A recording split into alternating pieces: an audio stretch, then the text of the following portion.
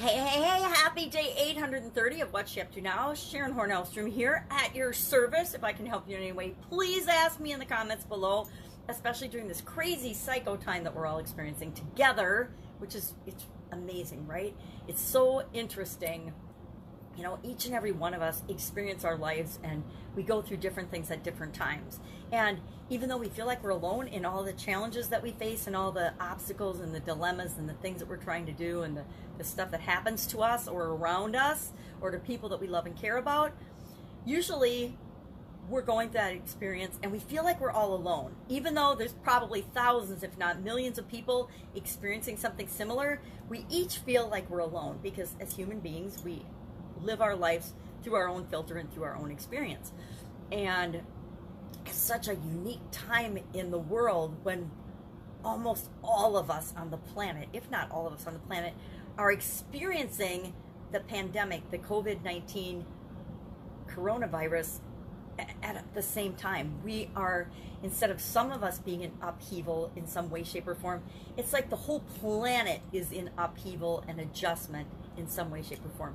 Even when there's big storms or national disasters or bad things that happen, usually it only affects a small percent or a small number of people relatively compared to the population. But here we are, all 8 billion, or how many of us are really on the planet today, who really knows? I think it's humorous that we're doing a census right now in 2020 in America. It just cracked me up when I got the census form. I was like, okay, yep, this will be a good one. Anyway, afraid. I've been talking about and was talking about being afraid today in my Facebook Live and on the Supersize Your Business page, because the idiom today was have your heart in your mouth. And that, of course, means to be terrified about something. Homer used it in the Iliad, and ever since then, when we're frightened, our heart pounds really, really fast. Our throat gets tight, and so we feel like our heart is in our mouth, or our heart is in our throat, and it's hard to talk. And so I was thinking, of course, of all the times I've actually felt that way and been afraid of things. And I didn't have any trouble making a big old list of them. And I thought it was interesting, some of the things. And then I got to thinking about, well, what do you share and what do you not share with people? I mean, do you share about how I felt when I found out that my husband had a girlfriend? I definitely had that heart in my mouth feeling. How do you share, the first time I got fired, I was surprised, and my boss called me into his office, or not into his office, the HR manager called me on my day off, and I thought it was because we were working on a project together for the whole company, and here it turns out my boss was there and I was getting terminated, and I was totally out of left field, had no idea that I was going to get fired. And so that was definitely a heart in my mouth experience.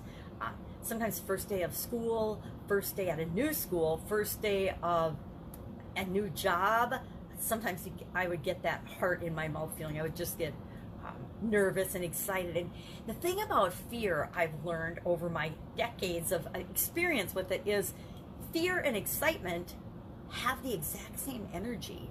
They feel the same, but they're on opposite ends of the spectrum in terms of how I mentally feel about them, right? I feel bad about being afraid, right? Nobody wants to really be afraid or scared or frightened, but I feel really good when I'm excited. And it turns out that those are like the opposite side of a light switch. So I can take my fear when I'm feeling afraid. I can ask myself, what am I excited about this? What is cool about this? What is exciting about this? And I can realize that a lot of my fear that I think I'm feeling is really, I'm just excited about a new situation. I remember being scared to death on my wedding day, right? I had that same feeling on my wedding day, which was a precursor probably for events to come, but little did I know that was what it was going to be. So really fun idiom today. I don't think I've ever said I have my heart in my mouth. I don't think I've ever used that expression. I don't know that I've ever even read it except for in the Iliad. But I, and pretty much everyone I know, has actually absolutely experienced that feeling before. We just didn't know how to describe it. So thinking about and talking about things that we're afraid of right now. And for a lot of us, the things that we're afraid of and that we're noticing right now are totally different than they were just weeks ago, right? A month and a half ago or so.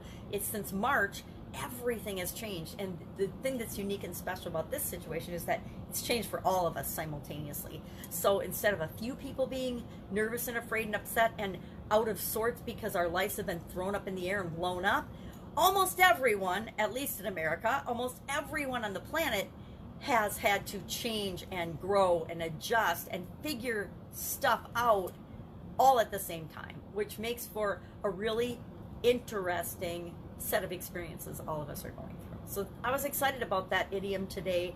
I get excited when it's easy to go back in my life and think of examples of when I've been feeling that way. And then the trick is, well, what experiences do I share? What ones are pertinent? Well, it depends who I'm talking to. It depends on the audience, right?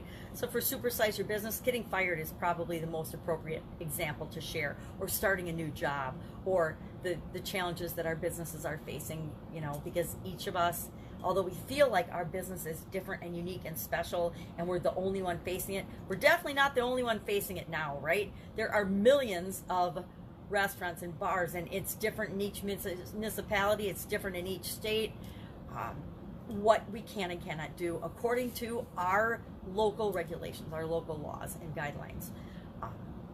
And so we're all having to figure that out, and that's kind of unique and different. But actually, if you boil it down to the basic foundational things that each type of business needs to do, it's pretty straightforward and really simple. And the trick is to break things down to the basic and the simple and do those things instead of getting overwhelmed by all of the things we could possibly have to worry about or do, right? What do we need to do next? The biggest, most important question for each and every business owner, each and every human being on the planet right now is, what do I need to do right now? What do I personally need to do right this very minute, right now? Maybe it's just have a cup of coffee, or take a deep breath, or look out the window at the beautiful spring that's breaking out in many parts of our country. Finally, the trees are blooming. Sunsets are gorgeous. I don't know if the lack of production and the lack of people driving around and moving around is impacting our environment, but it sure feels like it is, and it sure looks like it is as I look around at nature and things. And I always have been a big study of nature and watching things. I love to spend time out in nature. So that is the whole diatribe on the idiom for today. Fun day challenge was draw something weird that you see at the playground, which just made me laugh out loud, because not too long ago my granddaughter and I went for a walk to the playground, and actually my daughter was still with us. My daughter was with us before she went out to Colorado to be with her husband, and before she lost her job, of course. And we walked over to the park, and all of the playground equipment just that day had been shut down by the governor, and the municipality, our city, had gone around and caution taped off all of the playground equipment. And so we can walk through the park as long as we stay away from each other, except for our family units for social distancing, which I call physical distancing. I think it's a better term than, I don't remember who used it first, but I really like it because I think it's a better way of describing what we need to do. We don't need to be socially disconnected because there's so much technology that can keep us connected and communicating with one another, but we want to be physically spaced out from one another. So I drew a picture of the caution tape around the playground equipment. Not a very good picture, might I add, but that was my thing because it made me laugh out loud as soon as I read that. And that's the purpose of the fun challenge, is to get us and get me and you focusing on something fun every single day. And it was before, I started it before COVID-19, but I'm certainly glad I did because it's helping me maintain my balance and my sense of humor and my perspective throughout this whole thing. Because there's a lot of weird stuff that's going on, right? A lot of weird stuff. So it was day 130, or 130? Yeah.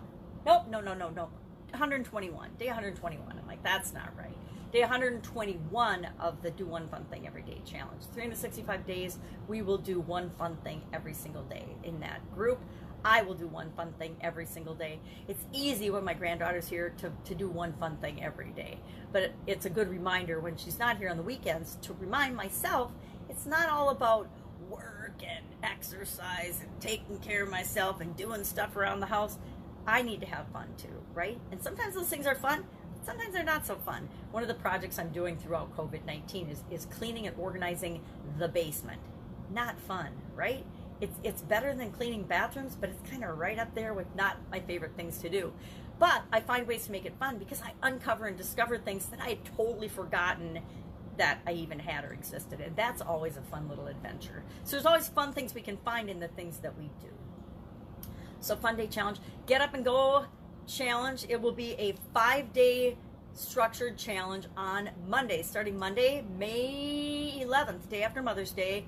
And I've taken the 30-day challenge because I've done this challenge before, but instead of being a 30-day challenge, I'm just pulling out the most important, most foundational, basic parts and doing a 5-day challenge. 5-day challenge, free challenge, of course, to help people get up and go. Because I know in my heart that 80% of the population, 80% of any population is not doing what they could do or need to be doing, and really not even could do what they need to be doing and they must do because they don't even know they need to do it, is get up and go and move during this time. Not wait for the world to go back to normal, not just wait for things to change, not just wait for somebody to bail them out, not just wait for money from the government, not just wait to decide what they want and what's right for them and what the next step is. And so I think it's imperative that we do this challenge on Monday and that we keep doing it and we keep sharing with people, hey,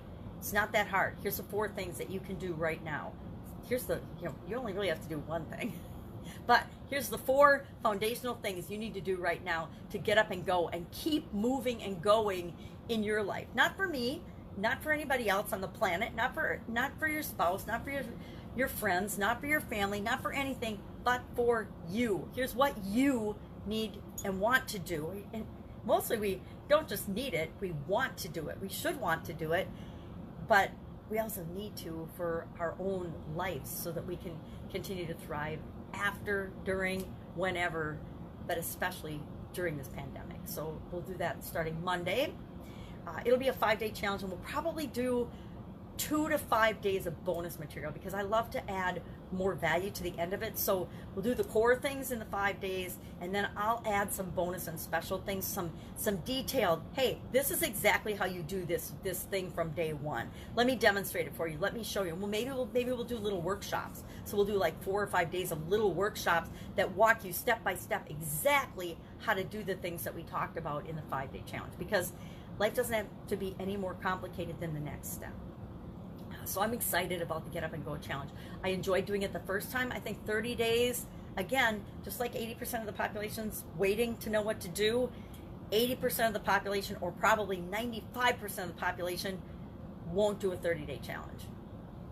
I'm not being mean. I'm just saying most people won't do a 30-day challenge.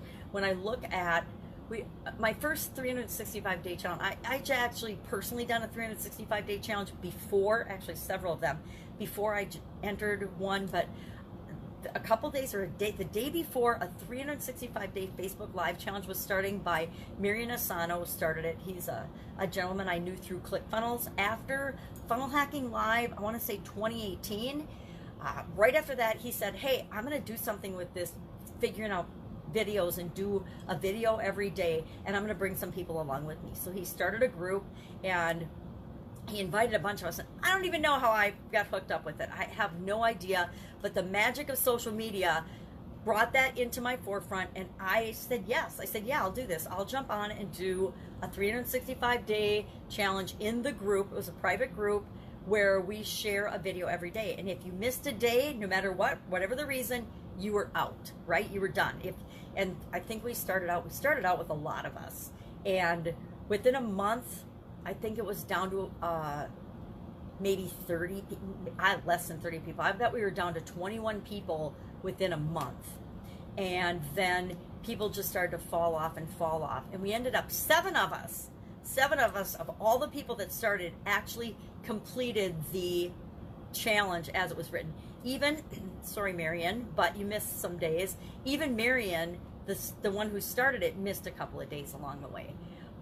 And so it goes to show you, and that plays out, that statistic, those numbers, they play out in everything in life, right? The 80-20 principle, Pareto's principle, which a lot of people know, but I guess a lot of people don't. it plays out in every aspect of our lives. It plays out in everything. You know, and you can apply it to absolutely anything. Just like statistics, you can make them say whatever you want. But it does pan out. It does ring true. So that's why I hated it. I used to hate it when in different businesses, when we were trying to help people with different things. I knew that, and it's not a self-fulfilling prophecy. It's just the way things work out. I knew that 90% of the people that we tried to help were never going to let us help them. They were never going to work with us. But the 10% that were, that's where I had to focus my attention. It's true in every situation you ever see. It's the bell curve, right? Statistics in the bell curve. People study these things so that they know and understand that. That rang true in everything in school, in everything in corporate America, in everything in my life. And the interesting thing is we can choose if we want to be in that 80%, or if we want to be in the 20%, if we want to be in the 20%, or if we want to be in the 5%. If we want to be in the 5% or the 3%, it's up to each and every one of us to decide where do we want to be, how do we want to live our life, and what is it that each and every one of us want to accomplish. So, thinking about that today, and I am going to just sign off because my amazing little 4-year-old granddaughter is going to be here any second, and I devote myself to her when she's here. So have an amazing day. If I can help you in any way, hit me up in the comments below. If you want to know about the Get Up and Go challenge, ask in the comments below. Just say Get Up or something, and I will send you the link. It's just on the Get Up and Go Facebook page, written out Get Up and Go challenge, and that's the name of the Facebook page. You can always look it up, or I will attempt to remember to add that in the comments below. Have an amazing day, and I will of course be with you tomorrow. Bye.